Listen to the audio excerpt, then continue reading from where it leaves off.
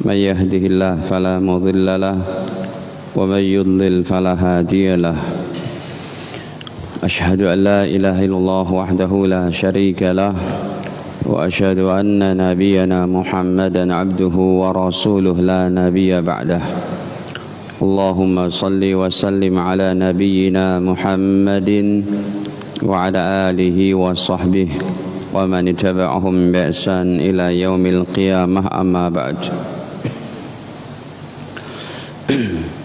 فيا معشر المسلمين والمسلمات أوصيكم ونفسي بتقوى الله فقد فاز المتقون قال الله تعالى يا أيها الذين آمنوا اتقوا الله حق تقاته ولا تموتن إلا وأنتم مسلمون.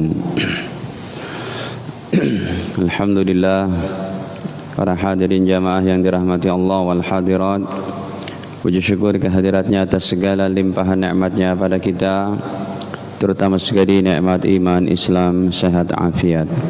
Salawat beserta salam semoga senantiasa tercurahkan kepada Nabi mulia Nabi Muhammad sallallahu alaihi wasallam beserta keluarga, para sahabat dan juga umatnya yang istiqomah sampai akhir zaman kelak. Amin ya rabbal alamin. Pelajaran malam ini kita masuk pada bab ke-13, yaitu bab tentang menjelaskan betapa banyaknya jalan-jalan kebaikan. Tetapi bab yang ke-12 kemarin masih ada tersisa 3 atau 4 hadis lagi, yaitu tentang bab anjuran kalau usia kita udah 40-50 ke atas hendaknya banyak melakukan amalan-amalan soleh, karena waktu-waktu itu merupakan waktu yang kita akan segera kembali kepada Allah. Makanya hari-hari akhir Nabi, ya, dalam hadis ini diantaranya kana Rasulullah sallallahu alaihi wasallam adalah baginda Rasul sallallahu alaihi wasallam yuksir, memperbanyak ayyaqul, untuk membaca doa fi ruku'ihi, pada rukuknya, wa sujudihi, dan pada sujudnya, berarti dalam salat. Nah, biasanya yang kita ketahui rukuk dan sujud bacaannya subhana rabbiyal azimi wa bihamdih.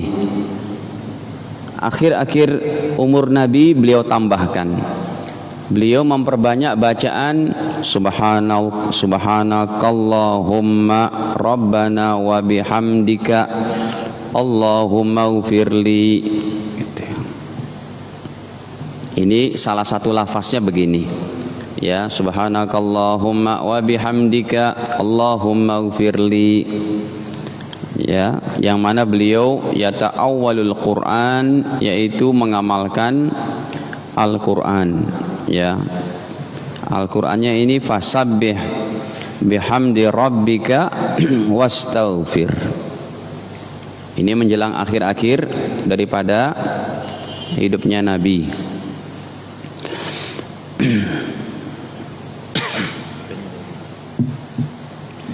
Kemudian juga hadirin, dalam riwayat yang lainnya, kana Rasulullah sallallahu alaihi wasallam yuksir, baginda Nabi memperbanyak doa sebelum meninggal. Ya, makanya ayat-ayat ini, hadis-hadis ini yang Nabi memperbanyak doa sujud dan ruku, bukan subhana rabbiyal a'la, subhana rabbiyal azimi, tapi subhanakallahumma bihamdika Allahumma ghfirli, ataupun ada tambahan astaghfiruka, ya, subhanakallahumma wa bihamdika astaghfiruka wa atubu ilaik. Ini dalam sujud dan ruku dibacanya itu, ataupun ya pada doa doa akhir-akhir hidup Nabi, ya.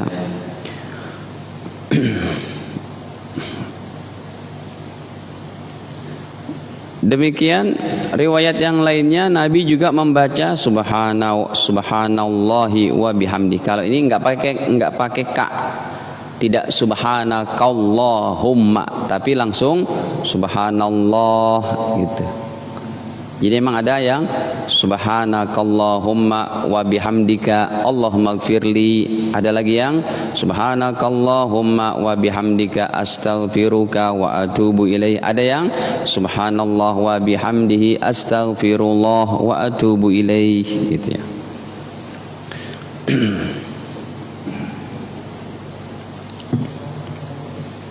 Gitu. Jadi memang macam-macam hadisnya banyak ya.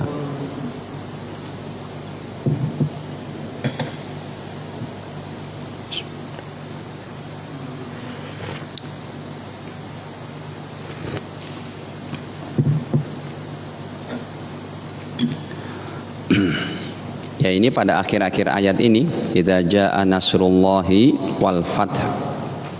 Kalau sudah datang kemenangan dari Allah dan juga sudah datang pertolongan dan kemenangan, maka artinya Nabi akan dipanggil karena risalahnya sudah berjaya, banyak orang masuk Islam ya. Wa yadkhulunan nasa fi dinillahi afwaja. Orang-orang pun masuk dalam agama Allah berbondong-bondong. Ini akhir-akhir daripada sebelum Nabi SAW meninggal ya.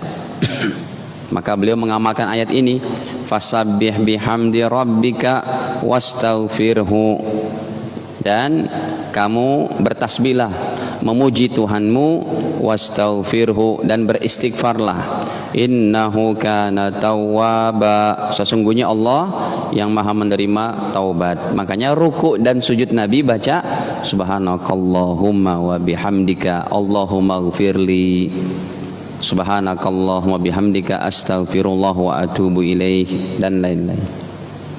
Gitu.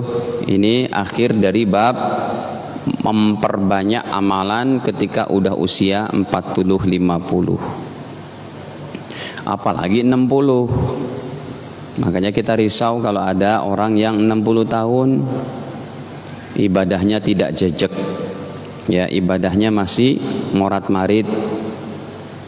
Repot itu. Baik, dua hadis terakhir dari sahabat Anas bin Malik, qala, beliau berkata, innallaha azza wa jal, sesungguhnya Allah yang maha aziz lagi maha jalil, yang maha perkasa lagi maha agung ya, taba'al wahya ala Rasulillah sallallahu alaihi wasallam. Wahyu ini mengikuti Allah Ta'ala menurunkan wahyu berturut-turut ala Rasulillah, kepada Rasul, qabla wafatihi, sebelum meninggalnya Nabi ya. Jadi sebelum wafatnya Nabi itu banyak sekali ayat yang diturunkan, hatta tuwfiya, sampai beliau meninggal, aksar makanal wahya, yaitu banyak sekali wahyu yang diturunkan ya. Rasul meninggal tahun 11. Nah, sejak sudah ada kewajiban haji, tinggal 3 tahun lagi dari wafatnya Rasul, dari tahun 89 Hijriah, banyak tuh ayat-ayat diturunkan ya sebelum beliau wafat. Kemudian hadirin, hadis terakhir Nabi bersabda, yub'asu kullu abdin, akan dibangkitkan semua hamba, alama mata alaih, berdasarkan keadaan matinya. Wah, kalau ini menentukan banget ini. Yang mana kita meninggal dibangkitkan, yub'as, dibangkitkan dari kubur kita masing-masing ya, alama mata, berdasarkan keadaan matinya.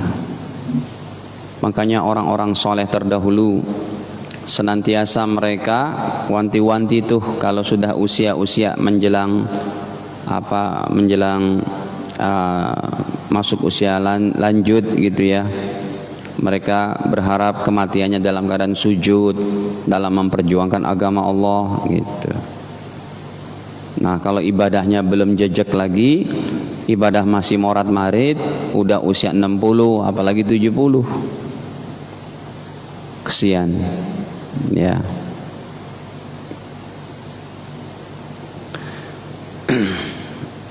Dan ini juga kenapa kita dirahasiakan kematian kita dan kita diperintahkan untuk istiqomah, supaya kita meninggal dalam keadaan tetap beramal soleh. Ini harapannya dibangkitkan seluruh manusia dalam keadaan matinya. Ya, kewafatan meninggal yang sangat indah, meninggal lagi sujud, lagi ruku', lagi berjuang di jalan Allah, meninggal sedang tahajud, ya, meninggal sedang mengayomi anak yatim, membiayai nafkahnya. Ini sangat baik sekali. Baik, nah hadirin, ini tambahan saja sebagai sisa 4 atau 3 hadis dari bab yang sebelumnya. Sekarang kita masuk bab yang baru, bab ke-13, babun fi bayani kasrati turuqil khair, bab menjelaskan tentang banyaknya jalan-jalan menuju kebaikan. Banyak banget dibawakan sama Imam Nawawi hadisnya, hampir 20. Baik, Imam Nawawi rahimahullah sebagai pemilik kitab ini, beliau bawakan dulu firman Allah. Qala Allah Ta'ala, Allah berfirman, wa ma taf'alu min khairin fa innallaha bihi alim. Dan apa-apa yang kamu kerjakan min khairin, dari kebaikan, fa innallaha, maka sesungguhnya Allah Ta'ala bihi alim, mengetahui akan kebaikan-kebaikan yang kalian kerjakan. Pasti itu Allah mengetahui. Makanya diperkuat lagi dengan ayat selanjutnya, wa ma taf'alu min khairi ya'lamhullah, dan apa-apa yang kalian kerjakan dari kebaikan, ya'lamhullah, pasti Allah mengetahui.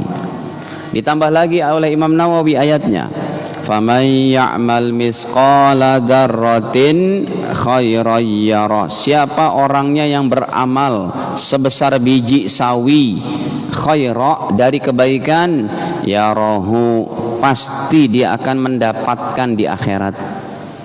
Wa may ya'mal misqala dzarratin syarra yara, kalau keburukan pun dia akan melihat sebesar biji sawi. Ditambahkan lagi oleh Imam Nawawi pada surat Al-Jasiyah ayat ke-15-nya, man amila salihan fali nafsih, dan siapa orangnya yang beramal saleh, fali nafsihi, untuk dirinya, terutama untuk dirinya, nanti untuk anak istrinya. Kalau istri yang beramal terutama untuk dirinya, nanti juga bisa untuk suami dan anak-anaknya. Kalau si anak yang beramal soleh terutama untuk dirinya, tapi di akhirat dia bisa juga untuk berbagi-bagi untuk siapa? Bapak ibunya. Ya, kita teman akrab nih, bergaul dalam amalan soleh, dalam kajian ilmu, memakmurkan masjid. Kita beramal untuk diri kita, betul. Tapi nanti orang-orang yang dikenal dengan kebaikan, dengan amal soleh di dunia, bisa memberikan sesama umat Islam. Ya Allah, tolong ya Allah itu jamaah kami. Ya Allah, kami kenal baik, sama-sama memakmurkan masjid. Jangan engkau campakkan dia ya Allah ke dalam neraka, ampuni dosa-dosanya. Itu bisa. Makanya enggak menyesal itu hadirin. Kita pulang ke kampung akhirat dengan segudang amal soleh, tidak akan menyesal. Karena kebaikan yang kita buat pasti untuk diri kita, tapi Allah izinkan untuk kita berikan kepada orang lain. Itulah ayatnya yang sering kita baca habis sholat 5 waktu. Allahu la ilaha illa huwal hayyul qayyum la ta'khuduhu sinatu wa la naum lahu ma fis samawati wa ma fil ard man dzalladzi yashfa', siapa orang yang bisa menolong di akhirat, illa bi iznih, kecuali dengan izin Allah. Makanya hadirin, setiap habis sholat jangan tinggalkan baca ayat kursi. Itu ayat paling penting, ya, yang keutamanya lebih hebat dari ayat-ayat yang lain setelah sholat 5 waktu. Boleh dicari hadisnya itu. Enggak ada ayat-ayat yang lebih hebat dari ayat kursi setelah sholat dibacanya. Fadilah, keutamaan dan benefitnya.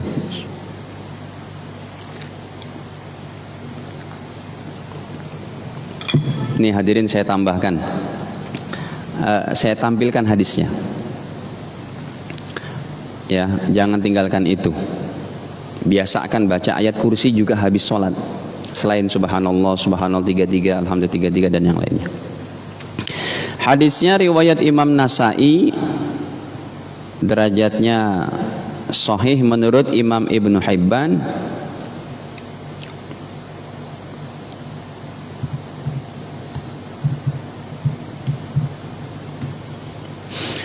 Kata Nabi, man qara'a ayatal kursi,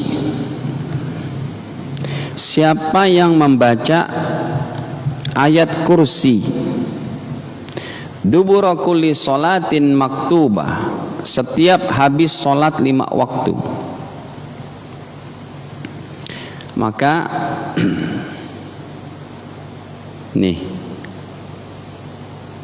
9928 nomornya dalam Nasai Kubro. Qala Rasulullah sallallahu alaihi wasallam, baginda bersabda, man qara'a, siapa orangnya yang membaca ayat al-kursi, ayat kursi Al-Baqarah 255. Ini sunnah terbesar, satu-satunya ayat yang punya pahala kayak begini.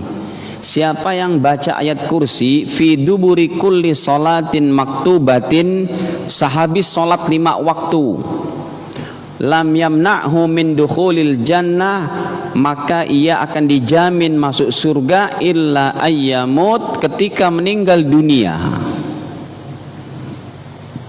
Apa enggak enak tuh Pak?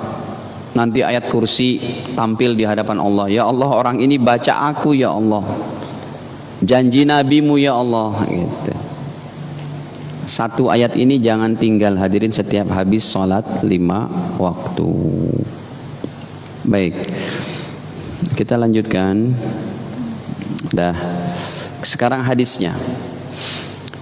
Hadis pertama dari Abu Dzar Jundub bin Junadah radhiyallahu anhu, beliau berkata, aku bertanya kepada baginda, ya Rasulullah, wahai Nabi, wahai Rasulullah, ayyul a'mali afdal, amal apakah yang paling utama ya Rasul? Baginda bersabda, al-imanu billah, beriman kepada Allah ini amal paling utama. Melebihi sholat, melebihi puasa, melebihi zakat, melebihi haji, iman dulu.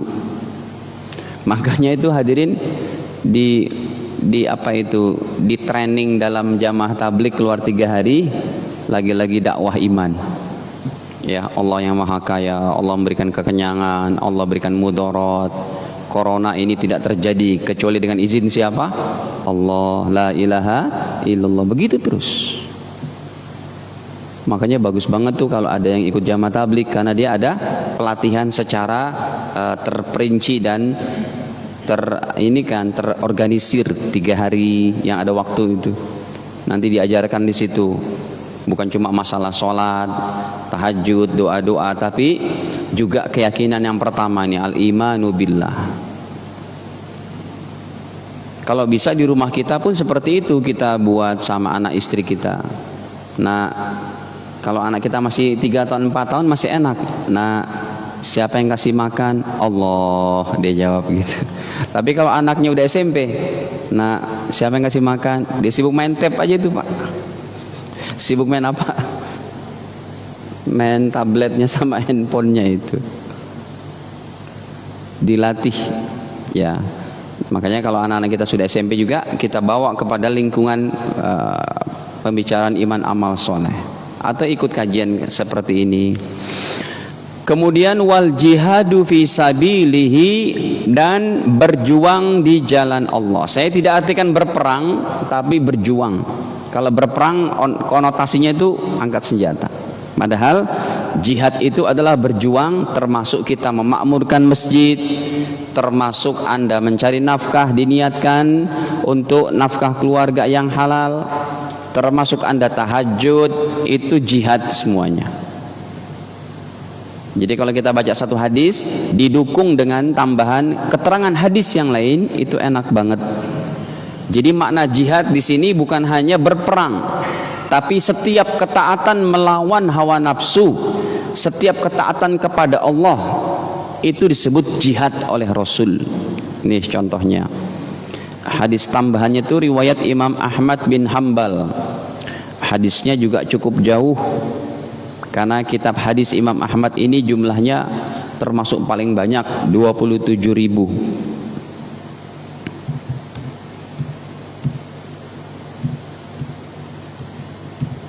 Kata Nabi, siapakah orang yang berjihad itu? Man jahada nafsahu, yaitu orang yang, tuh emang jauh nomornya kan, 23.000. Bagaimana menghafal hadis kayak begini hadirin? Kalau ulama-ulama dulu Masya Allah nggak ada komputer Pak, ininya memang diberikan memorinya kayak laptop berapa GB gitu Pak. Kayak laptop 62 GB gitu, kuat. Imam Syafi'i itu sekali baca halaman ditutup udah langsung kayak di scan aja. Kan kitab begini nih 2 halaman ya, yang ini tutup baca ini, tutup baca ini, tutup kitabnya, sebutkan wahai Imam Syafi'i. Jadi betul-betul itu Al-Quran dan kitab-kitab itu di-scan dalam memorinya itu. Nabi bersabda, Al-mujahid, orang yang berjuang itu siapa? Man jahada nafsahu, yaitu orang yang memperjuangkan hawa nafsunya fi ta'atillah. Jadi yang tadi itu kalau diartikan berperang, tidak ada kita berperang dengan siapa. Jadi kita artikan berjuang. Wal muhajir, dan orang yang hijrah itu siapa? Man hajaral khotoya wadzunub, yaitu orang yang meninggalkan dosa-dosa dan maksiat. Khotoya ini kesalahan-kesalahan, dan dzunub dosa-dosa. Baik. Nah, kita lanjut hadirin. Jadi yang pertama beriman kepada Allah, ini yang paling utama dari amal soleh. Kemudian berjuang di jalan Allah. Aku tanya lagi, ayyu riqabi afdal ya Rasul, budak hamba sahaya mana yang lebih utama? Ya dulu ketika ada perbudakan yang memang sudah dihapus oleh agama Islam, makanya sahabat bertanya, Nabi menjawab, anfasuha 'inda ahliha, yaitu yang paling berharga menurut empuknya, menurut majikan tuannya, menurut tuannya. Wa aksaroha samanan, dan yang paling banyak harganya kalau dijual. Nah, ada budak-budak hamba sahaya ya, orangnya tidak cacat ya, kemudian otaknya pun bisa diajak bicara dengan baik. Itu kenapa Nabi menyebutkan yang paling berguna ini, yang kalau dijual harganya mahal, yang paling berguna bagi pemiliknya. Kenapa? Karena dari segi hamba sahaya budak yang mahal tadi, yang sempurna dia perawakannya, tangannya, itu kalau dia dibebaskan oleh majikannya, itu lebih hebat di sisi Allah. Seperti sahabat Bilal, setelah beliau disiksa sama majikannya, kata sahabat Abu Bakar, Umayyah bin Khalaf, kamu mau jual berapa ini budak hamba sahayamu Bilal? Aku beli. Udah dibeli, kata Sayyidina Abu Bakar, wahai Bilal, a'taqtuka, saya merdekakan kamu. Jadi orang merdeka beliau. Jadi budak hamba saya yang lebih mahal, tujuannya adalah Nabi berkata seperti itu supaya orang Islam yang membebaskan budak ini yang berguna, harganya mahal di sisi Allah pun artinya apa? Lebih hebat pahalanya. Ya, seperti Anda berkorban dengan kambing yang kurus, ya, ditimbang dengan kambing yang bertanduk gemuk, seperti itu juga. Memang budak dulu kan tidak ada harga diri, seperti binatang bisa dijual beli. Bahkan yang perempuannya boleh digauli oleh majikan laki-lakinya. Itu kan ada dalam Al-Quran juga, ya, dalam surat Al-Mu'minun surat ke-23 pada ayat-ayat pertama sampai 10-nya itu, qad aflahal mu'minun alladzina hum fi salatihim khashi'un, sampai kepada nih, walladzina hum, dan orang-orang, siapa tuh orang-orang beriman yang berbahagia? Alladzina walladzina hum li furujihim hafizun, yang mereka menjaga kehormatan mereka, ya, menjaga daripada kehormatan mereka, illa ala azwajihim, kecuali mereka tunaikan kepada istri-istri mereka, au ma malakat aymanuhum, ataupun budak-budak perempuan mereka. Fa innahum ghairu malumin, sesungguhnya itu tidak tercela. Cuma nanti kalau si budak itu hamil dan melahirkan anak, ini dia bisa dimerdekakan sama anaknya. Makanya orang Arab terdahulu kalau punya budak perempuan cantik, ya, mereka kalau mereka gauli nanti nggak ada harganya lagi tuh. Ya. Yang lebih baik apa? Orang yang mendapat pahala, 2 pahala, dia punya budak perempuan, ya, kemudian dia merdekakan dan dinikahi serta diajarkan agama. Itu yang lebih hebatnya. Tapi alhamdulillah sekarang sudah tidak ada perbudakan. Makanya Islam datang, banyak syariat sanksi-sanksi kesalahan umat Islam yang Allah tentukan dengan perbudakan, yang Allah bebaskan dengan syarat kamu membebaskan perbudakan, gitu. Contohnya suami istri yang hubungan intim siang hari Ramadan. Apa pertama sanksinya dari Allah? Membebaskan budak. Ini Islam hebat begitu. Yang kedua baru deh puasa, kalau ini nggak ada, dan sekarang memang nggak ada sanksinya. Yang pertama ini membebaskan budak, baru yang kedua puasa 2 bulan berturut-turut, baru yang ketiga nanti kalau itu nggak mampu juga baru kasih makan 60 orang fakir miskin, gitu. Artinya yang kita bahas, perbudakan itu memang Allah menginginkan dienyahkan dengan diadakannya syariat-syariat sanksi, ya, sanksi perbuatan-perbuatan yang melanggar syariat. Di antaranya sanksinya itu kafarohnya membebaskan budak. Ada yang bilang, Pak Ustadz, kalau pembantu di Saudi itu jadi budak. Nah, ini akadnya itu kalau PT yang menjualnya itu sebagai budak berdosa dia itu. Dia itu bukan budak. Makanya kan kalau budak tadi boleh digauli. Makanya mungkin si PT itu sama si orang Arab berakadnya jual apa? Jual manusia, budak. Banyak itu kisahnya yang akhirnya mau diperkosa karena si majikan menganggap dia budak. Sementara yang orang Indonesianya enak aja, saya kan cuma bekerja sebagai AS, apa itu, asisten rumah tangga, ART. Ketika dia mau diperkosa, diambillah air panas, disiramlah sekujur tubuhnya, mati. Si perempuannya nggak ada yang bela, dipancung juga, kan gitu. Berapa kali pemanjungan yang terjadi kepada TKW Indonesia, kasusnya adalah dia mau diperkosa karena si majikannya memahami dia budak. Nah, ini berarti akad jual belinya tuh, akadnya tuh bukan bekerja, dijual sebagai budak kali. Allah alam, mengerikan. Udahlah, nggak usah wanita tuh pakai bekerja ke luar negeri gitu ya. Dan nggak kita salahkan orang Indonesia juga. Indonesia emang kita kan negara berkembang gitu, tapi Saudi itu yang sudah kategori negara maju. Mbok ya syariatnya dibuat. Setiap kan warga di sana yang dia boleh mempunyai pembantu itu gaji kepala keluarganya minimal 11.000 real. Kalau cuma 3.000 real belum bisa itu. 3.000 real tuh sekitar berapa? 10 juta, 11 juta gajinya. Ya ini ketentuannya 11.000 real. Berarti berapa tuh? Ya 40 jutaan, 50 juta. Itu baru boleh dia. Nah, dibuat lagi lah peraturannya. Setiap wanita yang mau bekerja dari kepala keluarga orang Saudi yang punya gaji 11.000 real, maka pembantunya itu harus disertai dengan suaminya yang suaminya juga jadi sopir. Kan gitu bagus.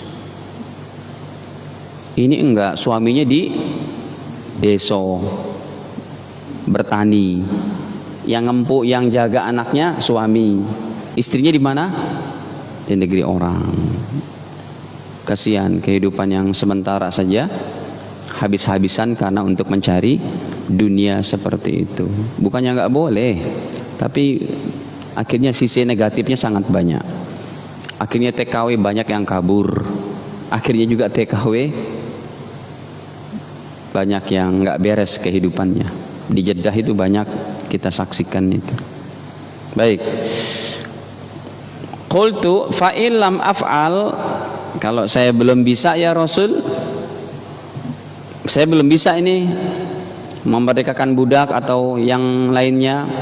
Qal, Nabi bersabda, tu'inu sani'an, kamu tolonglah itu orang yang sedang bekerja, sedang membuat sesuatu, ya, au tasna li akhraq, ataupun kamu membantu orang yang tidak cakap pekerjaannya.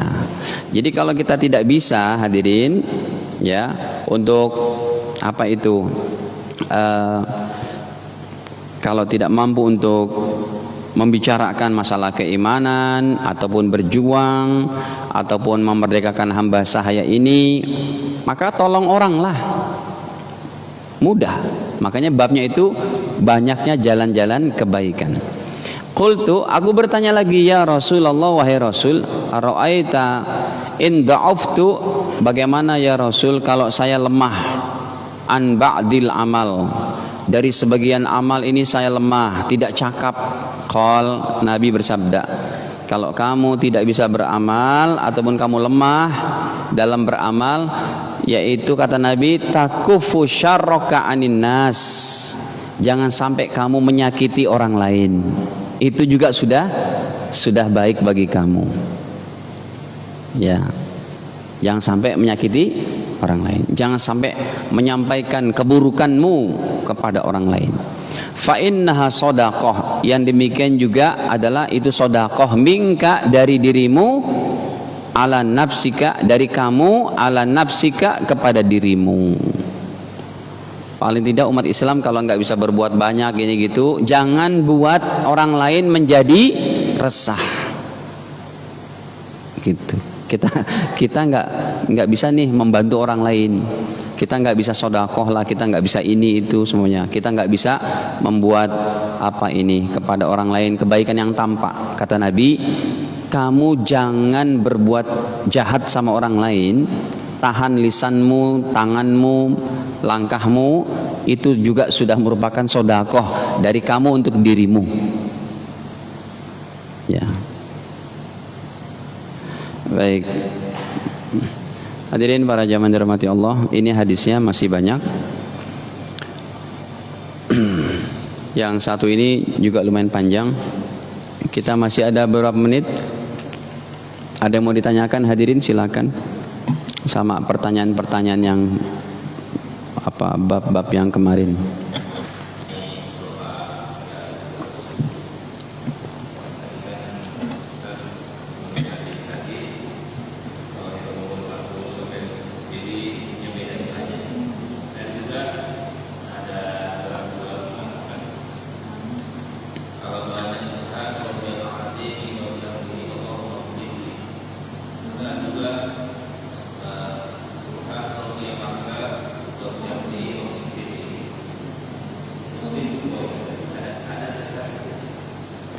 Kalau mau digabung, subhana rabbiyal azimi wa bihamdih, baca lagi yang satunya, subhanakallahumma wa bihamdika Allahumma gfirli gitu.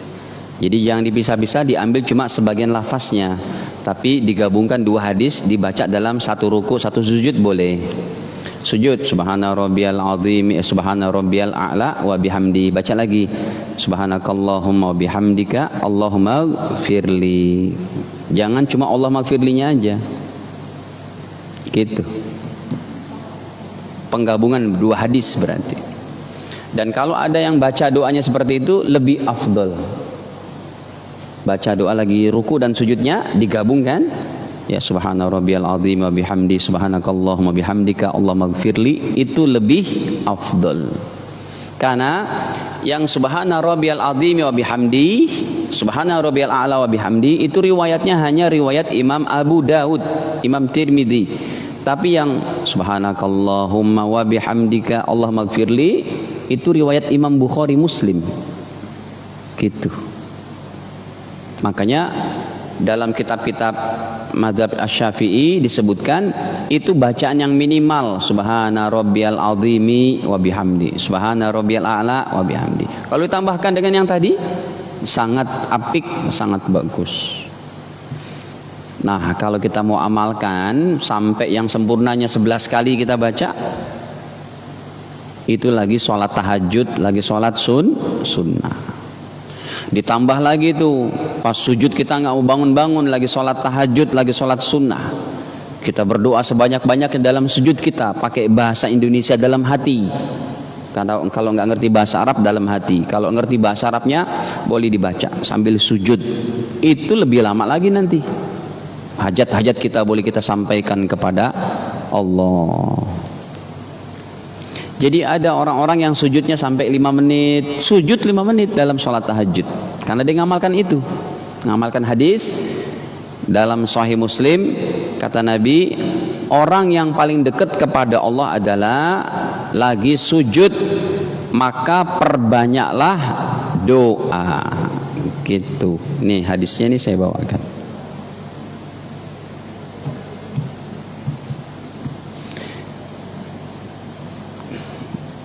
Ya, pada 1111 Sahih riwayat Imam Muslim ini. Jadi kalau literatur ilmu hadis itu Bukhari yang paling tertinggi, Muslim nih nomor 2, baru Abu Daud, Tirmidzi. Jadi yang subhana rabbiyal a'la wa bihamdi subhana rabbiyal azimi itu riwayat Abu Daud, Tirmidzi. Kenapa kita nggak baca yang Bukhari, Muslim? Makanya digabungkan saja. Ada juga yang mengambil cuma yang Bukhari, Muslimnya. Ya, subhanakallahumma bihamdika Allahumma gfirli subhanakallah. Boleh juga, silakan. Tapi lebih afdol kita baca semuanya. Kalau waktunya apa? Mencukupi. Nabi bersabda, aqrabu ma yakunul abdu, orang yang paling dekat, kata Nabi, mir rabbihi, dari Tuhannya, wa huwa sajidun, yaitu yang dalam keadaan sujud.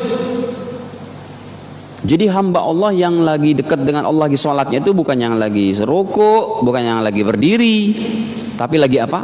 Sujud. Dari situ Nabi bersabda, fa'aksirud du'a, maka perbanyaklah baca doa oleh kalian. Kalau baca doanya tidak bisa bahasa Arab dan dia banyak hajat-hajat keperluannya, problem-problem kehidupannya, dia mau doakan dalam waktu terbaik sujud, ucapkanlah pakai bahasa Indonesia tapi dalam hati. Kalau diucapkan, hukumnya batal sholatnya. Ya Allah, saya banyak problem ya Allah, nggak boleh batal. Tapi kalau dalam hati silakan. Atau setelah salam, assalamualaikum, assalamualaikum, dia doalah dengan bahasa Indonesianya, ya Allah tolong saya, ya Allah, ya Allah, ya Allah. Gitu. Ada lagi hadirin?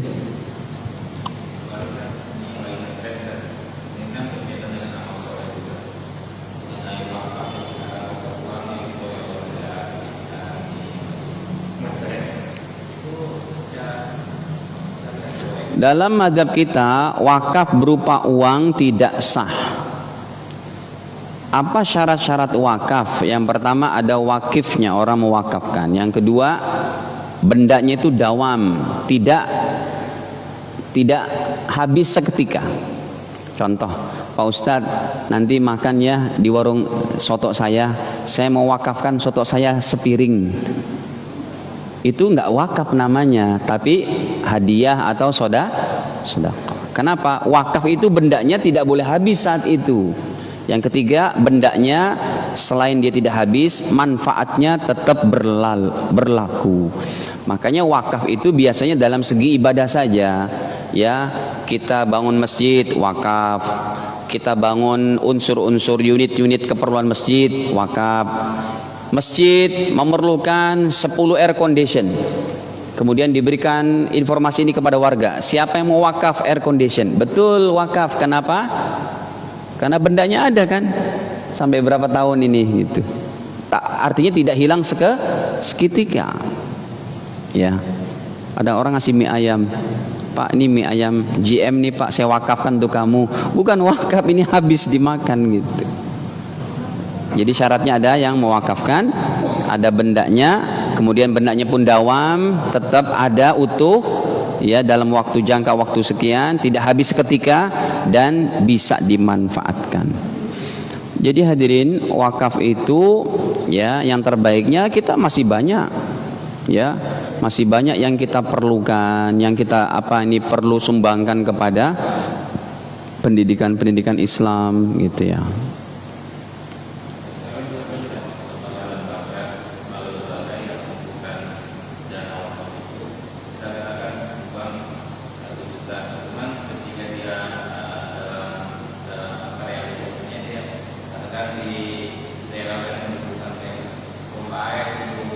Bisa, kalau uangnya nanti dibelikan sesuatu yang bermanfaat itu bisa baru.